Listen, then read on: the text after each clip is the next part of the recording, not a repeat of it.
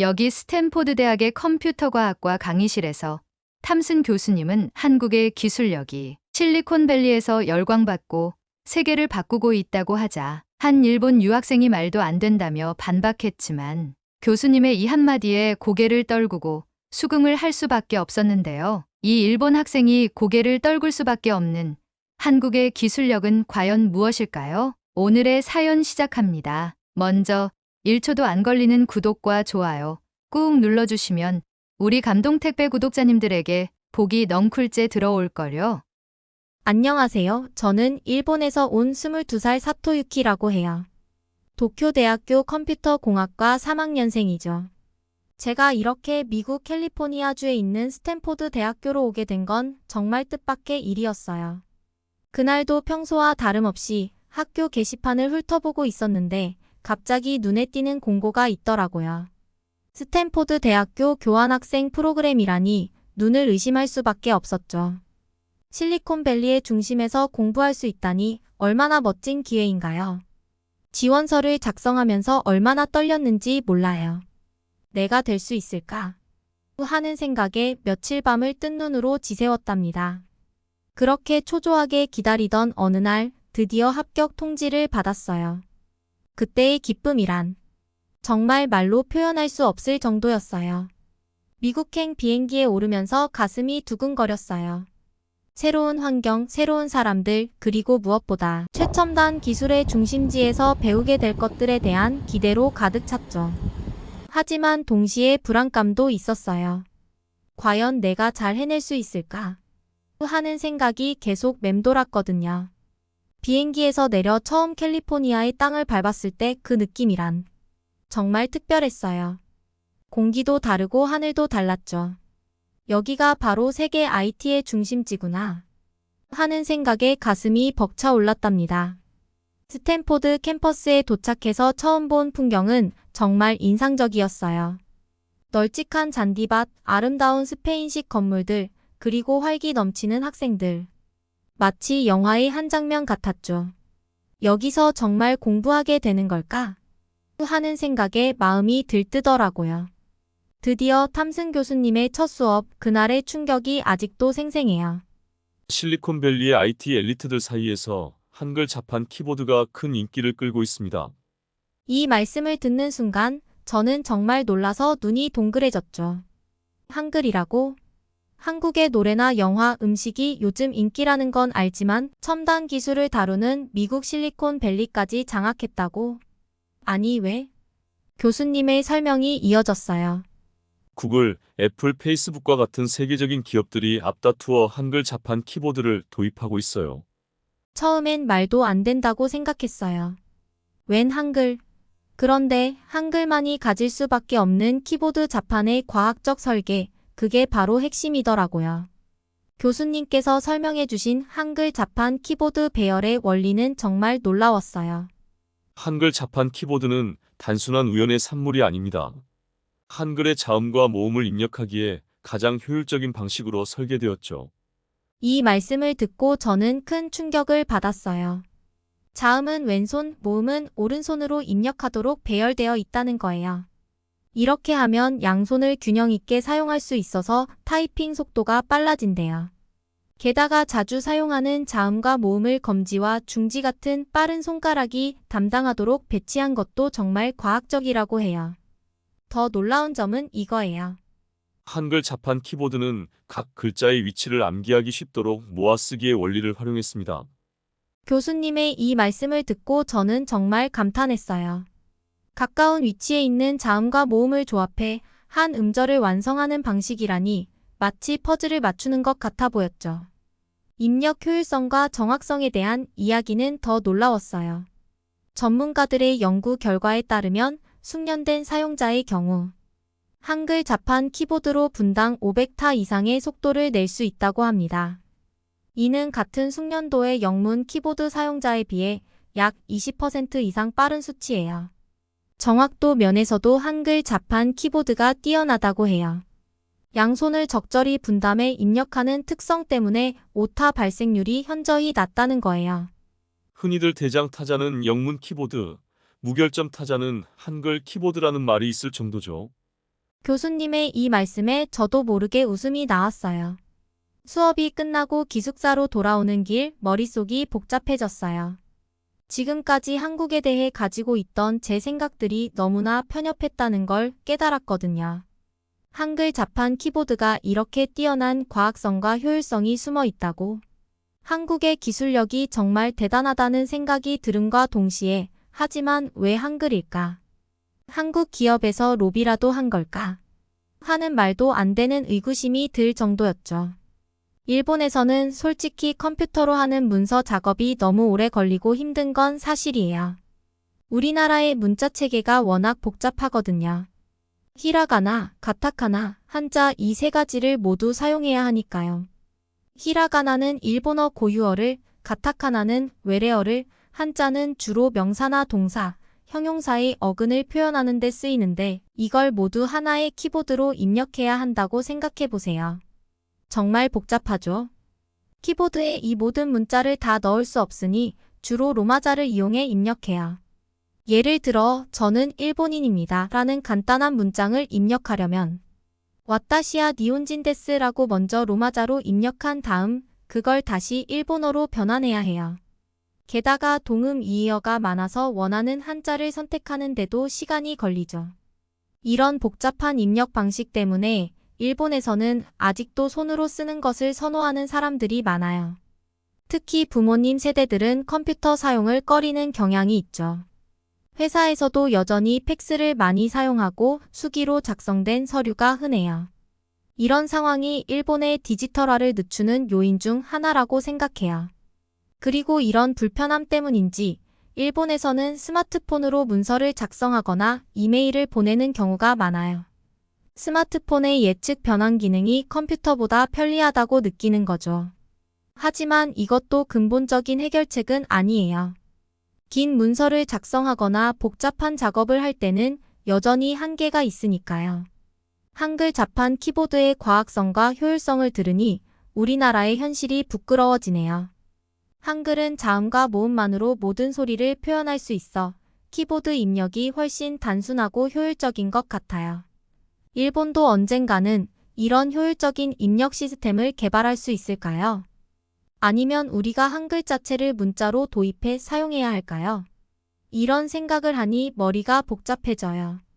우리나라의 기술력이 뒤처지고 있다는 걸 인정하고 싶지 않지만 이런 현실을 마주하니 쓰린 마음을 감출 수가 없네요.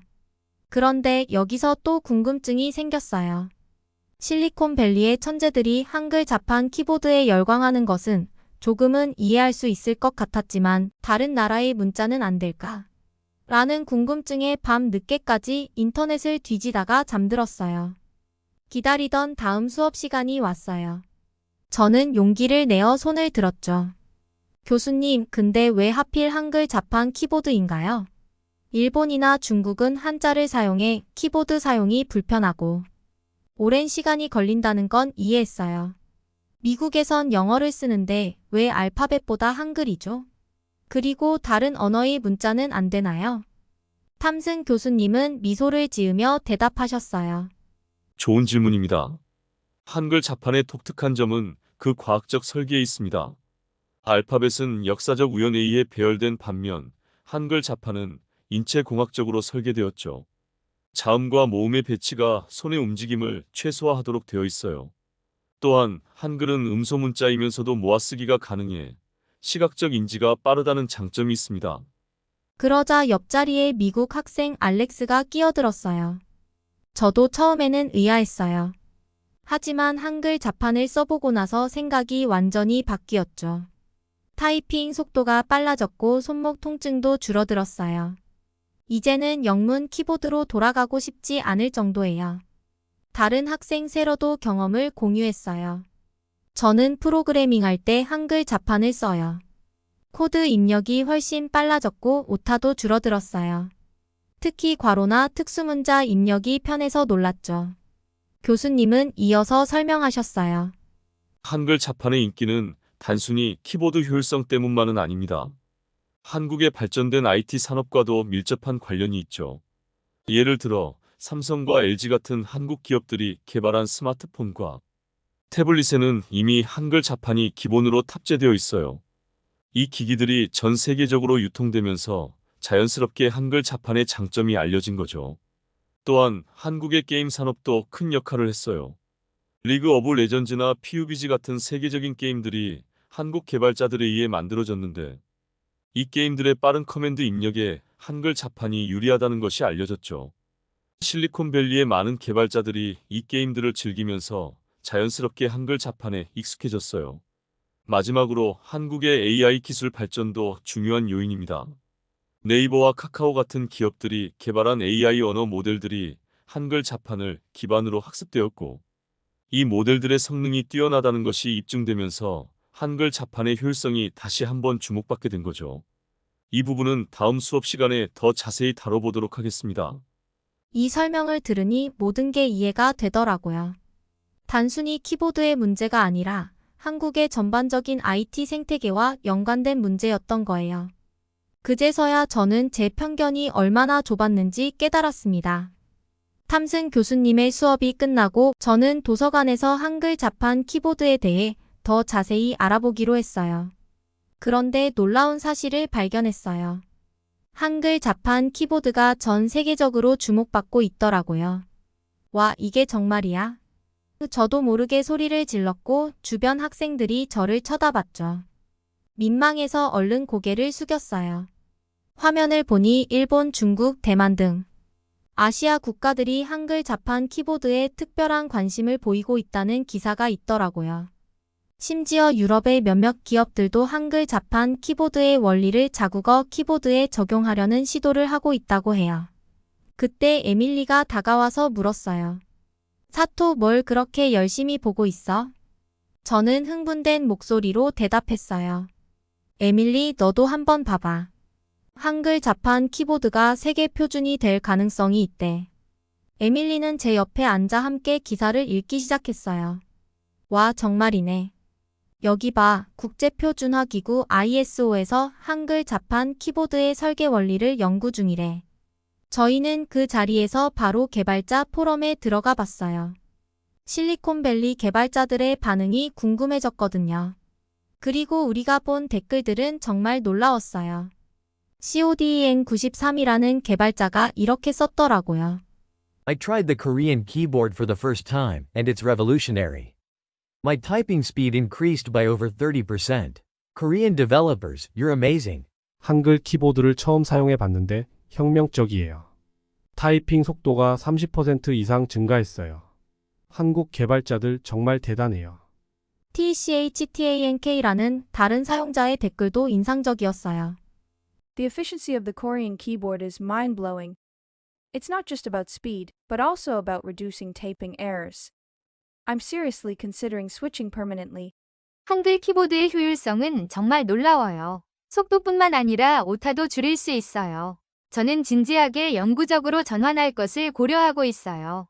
어떤 미국인은 한글 키보드를 가지고 싶어하는 남편에게 생일 케이크로 만들어줬는데 그 남편이 부럽고 키보드의 디테일이 엄청나다는 칭찬 댓글이 많더라고요. 에밀리, 여기 한국인들의 반응도 재밌어. 한번 봐봐. 우리는 한국의 온라인 커뮤니티도 살펴봤어요. 키보드 워리어라는 닉네임의 사용자가 이렇게 썼어요. 실리콘밸리 개발자들 우리 키보드 쓰다가 화병 걸리는 거 아님? 한글 파티클 다 외우느라 크크크. 곧 아버지 가방에 들어가신다가 유행어 되는 거 아닙니까? 여러분? 에밀리가 궁금해하며 물었어요. 사토, 이게 무슨 뜻이야? 특히 마지막 문장 말이야. 저는 웃으면서 설명했어요. 에밀리, 이건 한국어에 조사가 있는데 명사 뒤에 쓰이거든. 그래서 아버지가 방에 들어가신다. 로 쓰는 게 맞지만 잘못 띄었으면 아버지 가방에 들어가신다가 되는 거지. 그 밑에 삼성 스푼즈라는 사용자의 댓글도 웃겼어요. 이제 애플이 아이폰 한글 자판 버전 내놓겠네요. 근데 그거 알아요? 그거 다 우리가 버린 거예요. 에밀리가 키득거리며 말했어요. 와, 한국 사람들 유머 감각 진짜 좋다. 저도 동의했어요. 그러게. 이런 유머 감각이 있으니까 이렇게 창의적인 기술도 만들어낼 수 있는 걸까? 도서관을 나오면서 머릿속이 복잡해졌어요. 한글 자판 키보드의 현재 위치는 이해했지만 앞으로 어떻게 더 발전할지 궁금해졌거든요. 실리콘밸리의 기업들이 이토록 관심을 가지는 이유가 뭘까요? 단순히 효율적인 입력 방식 때문일까요? 아니면 더 큰 가능성을 보고 있는 걸까요? 앞으로 어떤 혁신이 일어날지, 어떻게 우리의 삶을 바꿔놓을지도요. 아니, 벌써 바뀌고 있는 걸까요? 내일 수업에서 할 질문들이 또 산더미처럼 쌓였습니다. 다음 날 수업, 저는 교수님께 바로 질문을 시작했어요. 한글 자판 키보드는 앞으로 더 어떻게 발전해 나가는 건가요? 좋은 질문입니다. 한글 자판 키보드의 미래는 우리가 상상하는 것 이상으로 흥미진진할 겁니다. 교수님은 프로젝터를 켜시며 설명을 시작하셨어요. 첫째, AI 기술과의 융합입니다. 구글과 네이버 같은 기업들이 한글 자판 키보드에 AI를 접목하고 있어요. 예를 들어 문맥을 이해하고 다음 단어를 예측하는 기능이 있죠. 저는 어제 친구와 함께라고 입력하면 AI가 영화를 보았습니다. 같은 문장을 추천해 줄 수 있습니다. 교수님은 계속해서 설명하셨어요. 둘째, IoT 시대의 확장입니다. 한글 자판 키보드의 역할은 더 이상 컴퓨터나 스마트폰에 국한되지 않아요. 예를 들어 스마트 냉장고에 부착된 디스플레이에서 한글 자판으로 식재료 목록을 입력하면 자동으로 온라인 쇼핑몰에서 주문이 이뤄지는 시스템을 상상해 보세요. 또는 자동차 내비게이션에서 한글 음성 명령과 타이핑 입력을 결합해 더 정확한 경로 안내를 받을 수 있겠죠. 한 학생이 질문했어요. AR이나 VR에서도 사용될 수 있나요? 물론입니다. 교수님이 대답하셨어요. VR 환경에서 가상 한글 자판 키보드를 통해 텍스트를 입력하거나 AR 글래스를 착용하고 허공에 한글을 쓰듯이 입력하는 방식도 개발 중이에요. 셋째, 플랫폼으로의 진화예요. 한글 자판 키보드는 단순한 입력 도구를 넘어 다양한 서비스를 제공하는 플랫폼이 될 거예요. 예를 들어 키보드 내에서 직접 번역, 검색, 일정 관리, 심지어 간단한 게임까지 할 수 있게 될 겁니다. 넷째, 개방성과 확장성이 중요해질 거예요. 오픈소스 프로젝트로 발전하면서 전 세계 개발자들이 참여하게 될 겁니다. 오픈소스란 소프트웨어의 소스코드를 공개하고 누구나 자유롭게 수정하고 배포할 수 있게 하는 것을 말해요. 교수님은 구체적인 예를 들어주셨어요. 예를 들어 오픈 한글이라는 가상의 오픈소스 프로젝트가 있다고 해봅시다. 한 일본 개발자가 일본어 발음을 한글로 표기하는 기능을 추가하고 미국의 개발자가 영어 문장 구조에 맞는 한글 입력 시스템을 개발할 수 있겠죠. 이렇게 다양한 아이디어와 기술이 모여 한글 자판 키보드는 계속해서 진화하게 될 겁니다. 마지막으로 교수님은 이렇게 말씀하셨어요. 결국 한글 자판 키보드는 인류 문명 발전에 기여할 큰 잠재력을 가지고 있습니다.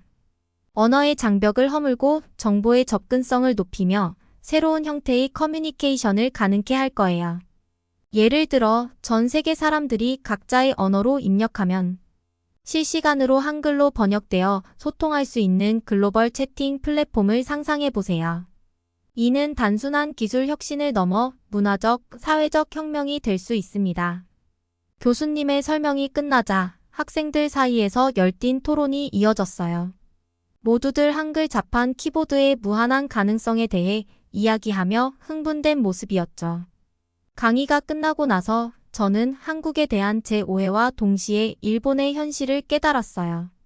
한글 자판 키보드를 통해 본 한국의 IT 기술력은 정말 대단했고 이에 비해 일본의 현실은 충격적이었죠.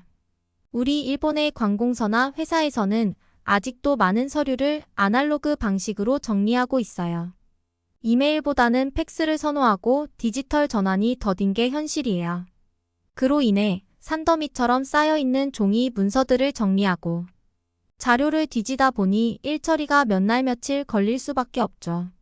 특히 한글 자판 키보드의 미래 가능성을 들으면서 우리나라의 뒤처진 모습이 더욱 선명하게 느껴졌어요. 스마트 기기와 연동되는 키보드, AI와 결합된 입력 시스템. 이런 혁신적인 기술들이 일본에 적용되려면 아직 갈 길이 멀어 보여요. 하지만 이제 저는 이것을 부끄러워하기보다는 발전의 기회로 삼고 싶어요. 이번 수업은 저에게 새로운 꿈과 목표를 주었어요.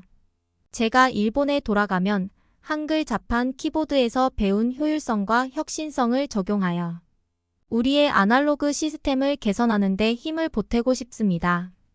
일본의 관공서와 기업의 디지털 전환을 위해 앞서간 한국의 기술력을 적극적으로 배우겠다고 다짐했어요. 오늘의 사연은 여기까지입니다. 우리는 너무나 자연스럽게 한글을 쓰고 있고 이 과학적인 문자로 인해 첨단 기술을 구현해내는 것이 세계 어느 나라보다 쉽다고 하네요. 혹시 우리 세종대왕님께서 미래를 보고 오신 것 아닐까요? 세종대왕님이 백성을 위해 한글을 만드신 명확한 이유가 있죠. 나라의 말이 중국과 달라 한자와 서로 통하지 않으므로 이런 까닭에 어리석은 백성이 이루고자 하는 바가 있어도 마침내 그 뜻을 능히 펴지 못하는 사람이 많다. 내가 이를 불쌍히 여겨 새로 28글자를 만들었으니 사람마다 하여금 쉽게 익혀 날로 쓰매 편안하게 하고자 할 따름이니라. 다시 한번 우리나라의 고유 문자를 쉽게 익히고 쓸 수 있게 만들어 주신 세종대왕님께 감사함을 댓글로 남겨주시면 어떨까요? 오늘의 사연이 재미있으셨다면 구독과 좋아요 꾹 눌러주세요. 감동적인 사연을 빠르게 배달해드리는 감동택배였습니다. 시청해 주셔서 감사합니다.